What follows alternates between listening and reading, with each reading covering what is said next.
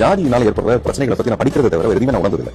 ஹரிஹரன் பெருமாள் பார்க்கும்போது இத்தனை வருஷம் கழிச்சு இன்னும் இந்த கொடுமையெல்லாம் இருக்கா, இன்னும் இப்படிலாம் இருக்காங்களா அப்படிங்கிறது எனக்கு தெரியல. நம்ம வந்து செய்தியா வாசிக்கும் போது மட்டும்தான் இந்த ஜாதினால வெற்றாங்க என்னடா மனுஷன் நீங்க தோணுதே தவிர நான் அதை உணர்ந்ததே இல்லை. A small introduction about me. I am Parthiban, Radhakrishnan Parthiban, a Naidu Abai. Yes, Naidu Abai.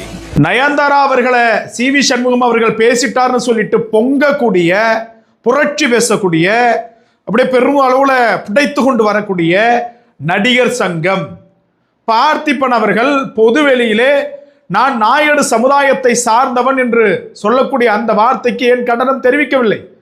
திரைப்படங்களில் மட்டும் சாதி ஒழிப்பு, திரைப்படங்களில் மட்டும் சாதி அழிப்பு, திரைப்படங்களில் மட்டும் சாதி இல்லாமை, திரைப்படங்களில் மட்டும் சாதி சார்ந்த படங்கள் இயக்காமைன்னு சொல்லிட்டு சாதியை புறந்தள்ள வேண்டும், சாதியை ஒழிக்க வேண்டும், சாதியை அழிக்க வேண்டும், சாதியால் வரக்கூடிய யாவும் தேவையில்லை என்று பேசக்கூடிய நடிகர்கள் மூடிக்கிட்டு இருக்கிறதுக்கான அவசியம் என்னங்கடா? சொல்லுங்கடா. பார்த்திபன் நான் நாயுடுன்னு சொல்லக்குள்ள உங்களுக்கெல்லாம் கோபம் வரலையா? கோபம் வரலையா?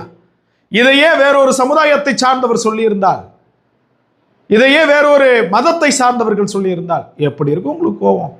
வன்னிய சமுதாயத்தில் இருக்கக்கூடிய நடிகர்கள் வச்சுப்போம், நான் பேரை கூட சொல்ல, அப்புறம் எங்கால புறக்கணிப்பான்.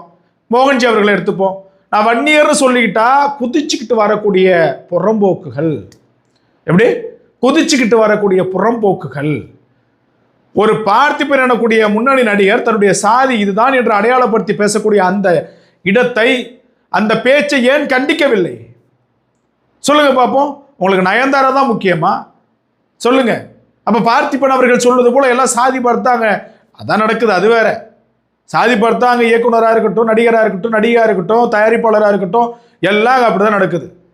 ஒரே கேள்விதான், எல்லாவற்றிற்கும் பேச வேண்டும் என்கிற எண்ணம் எப்போது எல்லாருக்கும் வருகிறதோ அப்போதுதான் எல்லாம் மாறும். பார்த்திபன் பேசுறது சரி, மோகன்ஜி பேசுறது தப்பு அப்படி என்று சொன்னால் இதுல என்ன அவங்க கிழிக்குது? அப்புறம் சாதி அழிப்பு ஒழிப்பு எல்லாம் சொல்லுங்க. இதுக்கு ஒரு மனசாட்சி உள்ளவங்க பதில் சொல்லுங்க.